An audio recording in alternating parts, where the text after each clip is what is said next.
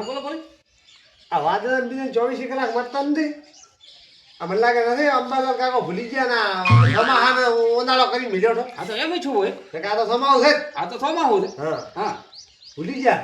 એ એમ જ છું છે મને તો લાગે કોક ભાડવા ભૂલી ગયા છે. બસ એમ જ લાગે. હા એમ જ છું છે. હવે જો હવે આપણે હવે આ તમારા છોકરાને જોઈને જાય હવે પેલા હમે વેવાઈને હવે મંડપ બાંધવો કે પેલો મેણીએ બાંધવા. હા હવે પતરી વધી પડી. એમ ને મજૂરભાઈ હવે આપણે જો હવે તમારે મારે કે એ ઘર હોય તો પછી આટલી પબ્લિક આવે તો પછી મેળવી છે.